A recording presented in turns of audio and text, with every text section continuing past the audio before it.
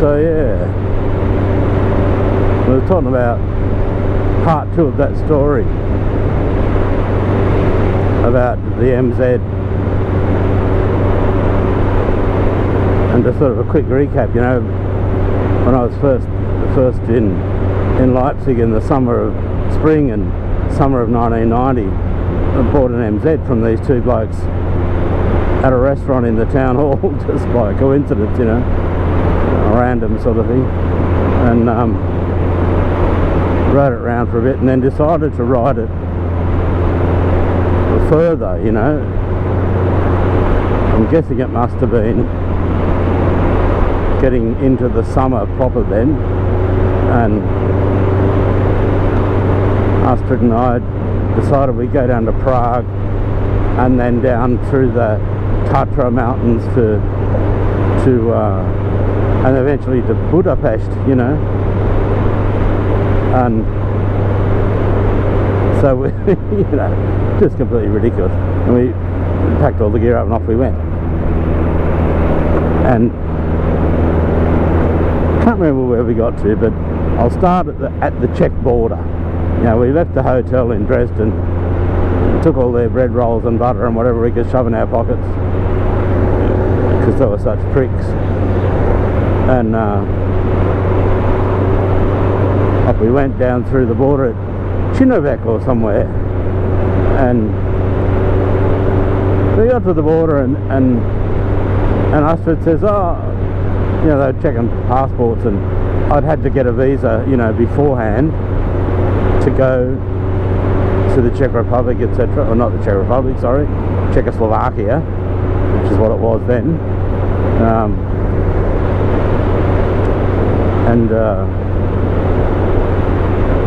When we get to the border, I get, you know, drag out my passport with a visa and stuff like that, and us just like, well, actually I haven't got my passport with me. And so, what the fuck? Why haven't you got your passport with you? She said, oh, well, it's at the Australian Embassy in Warsaw or somewhere. I think it was Warsaw for some odd reason. And because she was, you know, trying to get a visa to go to Australia, we decided that she was going to come and visit me in Australia at the end of the year when I was home again, you know, instead of the original idea of just her going anyway. So anyway, so, you know, we spent an hour at the border while she went off and sorted things out with the guards and whatever. I don't know, God knows what actually happened. You know, sometimes I wonder about what sort of contacts she might have had, you know, to be able to do that.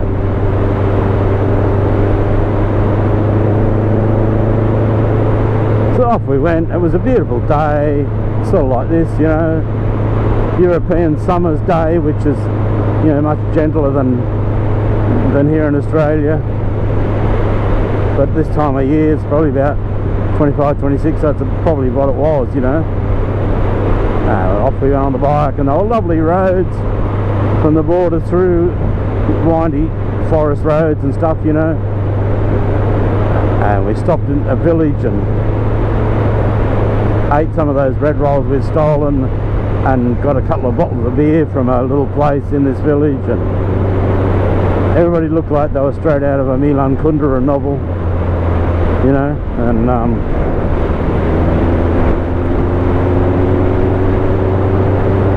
yeah, it was just lovely. And we got to Prague, and it was the same thing as Dresden. All the tourist offices were closed and stuff. I think it must have been like a Saturday afternoon or something. And you know, we spent loads of, you know, hours looking around for somewhere, etc. And we were stopped on Wenzelplatz, Wenceslas Square.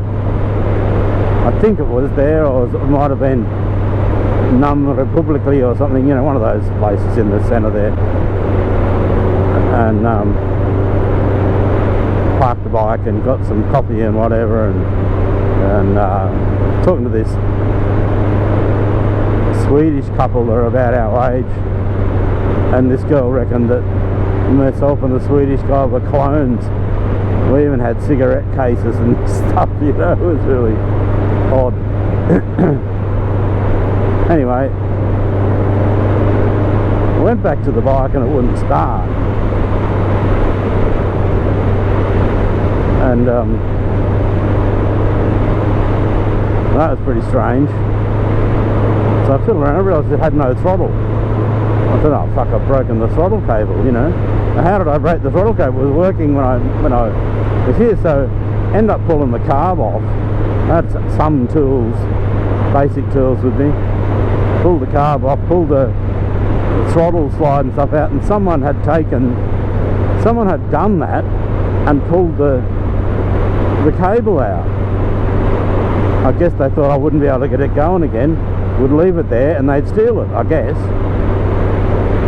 And while we're doing this woman came up and spoke to Annetta, you know, asked if we were looking for accommodation, and we were, so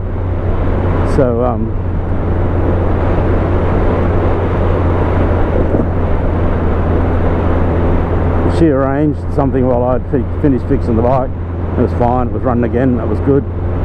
And she said, oh look, we'll take... No, that's right, she took Annetta in a taxi up to this flat that she was renting out on a night by night sort of basis, you know.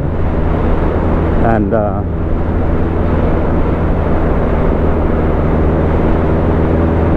you know, while I was doing the bike, that's right. And Astrid came back and said it was good, you know. It was like 20 Deutschmark a night. They only wanted Deutschmark, they didn't want Czech crowns, you know. They wanted foreign currency, you know, that's fine. So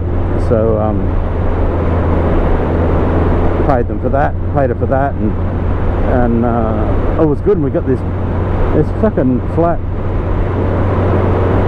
on about the 3rd or 4th floor or whatever, this old building overlooking the city from the, I don't know what, northwest side maybe? It's hard to remember now. But it was just magnificent, you know. It was just this really nice flat, nice light and self-contained, you know. We just sort of got some supplies in and fed ourselves and stayed there for about 3 or 4 nights, you know. And it was just really idyllic, you know. And we, you know, wandered about and did the touristy stuff, you know. Went to the bridge where all the artists were, and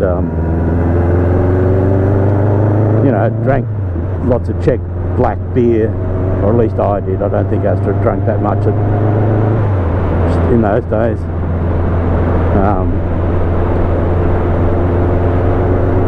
Yeah, it's just a lovely time until we decided to leave.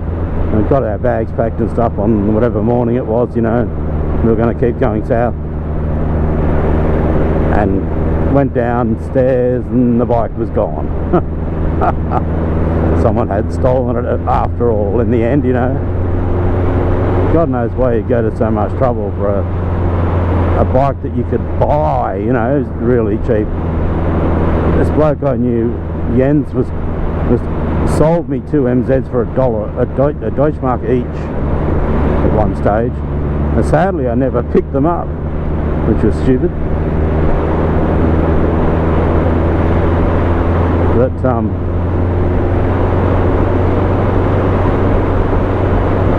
and I'll end that part 2 there and come back to that story another time. It gets weirder.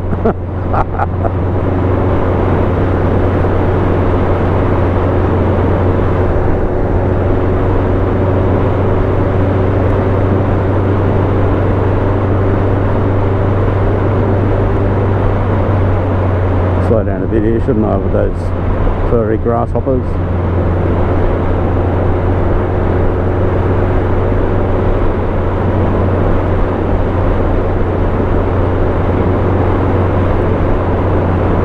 a big wedge-tailed eagle. Lives around here somewhere. You sometimes see it foraging or picking up roadkill or whatever.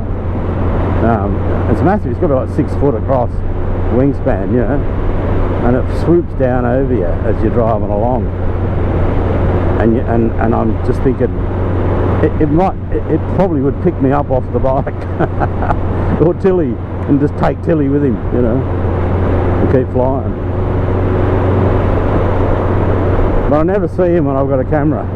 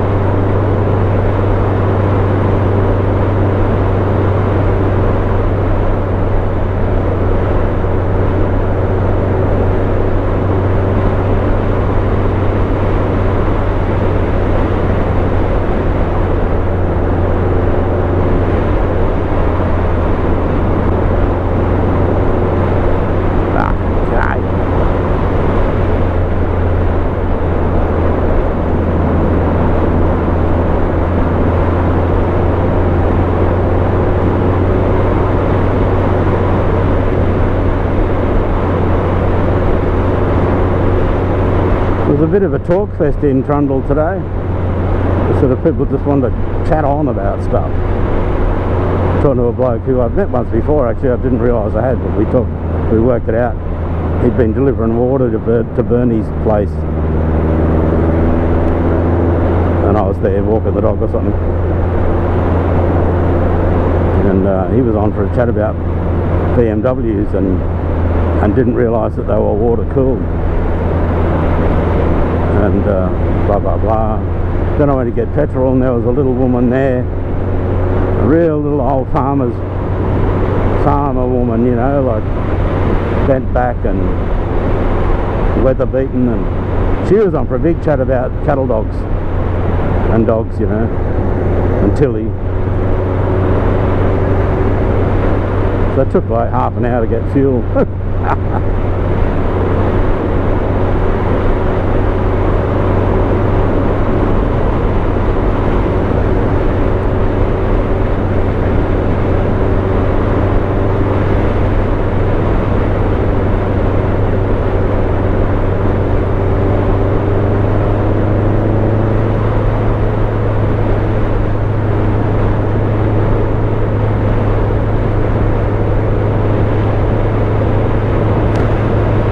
Plunket in the background there, as Gay calls it.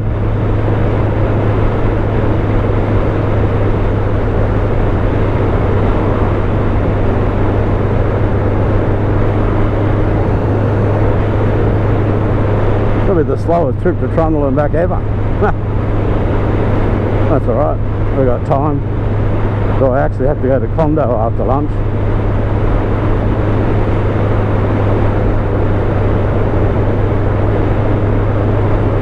Take the car for that, because we've got to get some building supply stuff.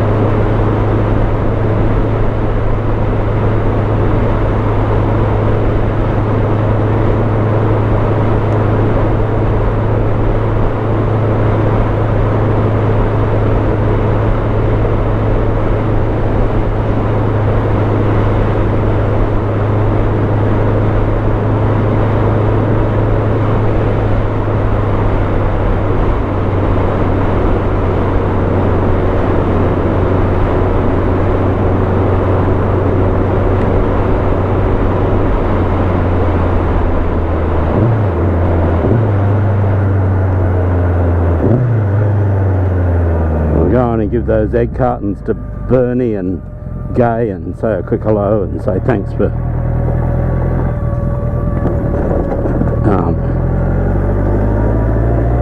dropping those eggs off.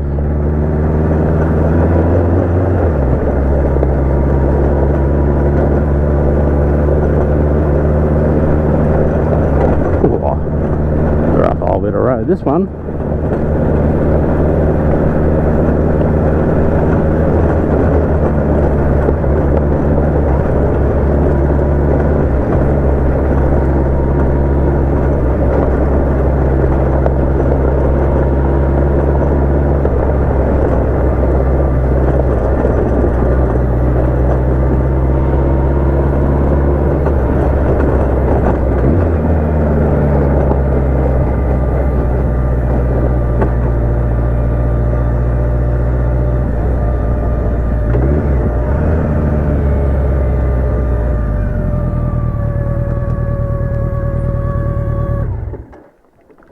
Right, now he's just stopped there for a minute and I won't be long. Right, home again. Look at the split and all that.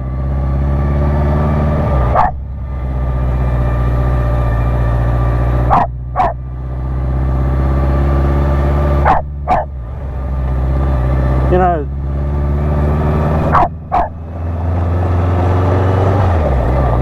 Tilly, the word vexatious comes to mind.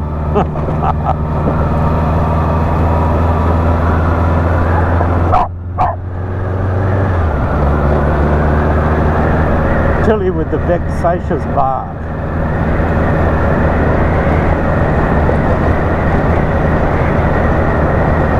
Fucking rough bits of gravel in this one.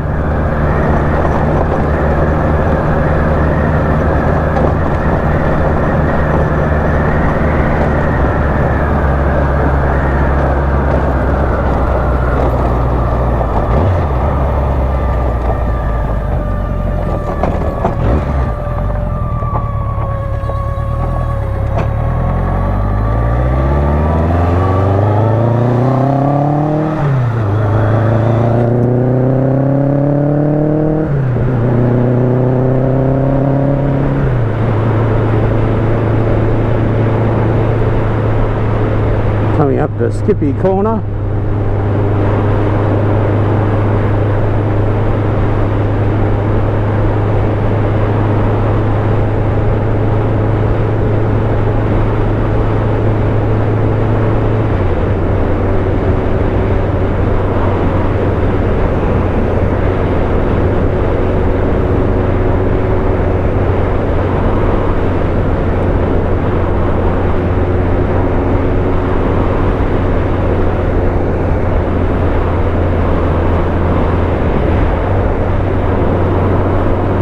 No skippies in the paddock today. It's always a good sign because they're all off and in there.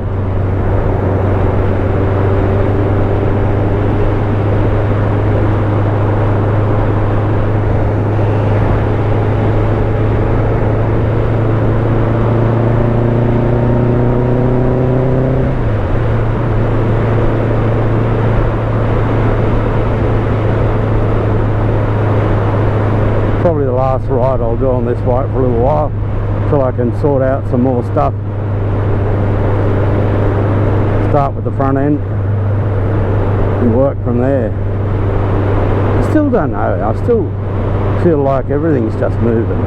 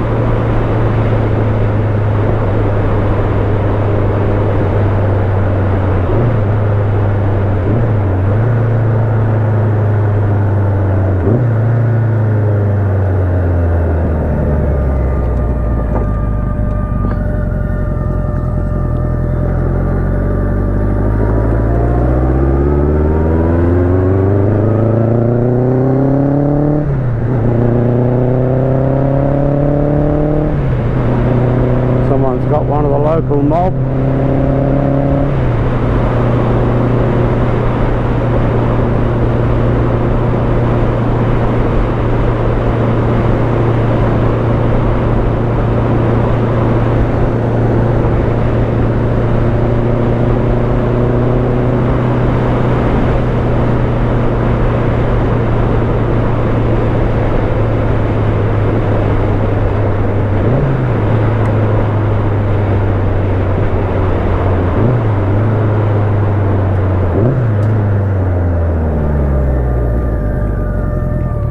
Working on the railway, I suppose.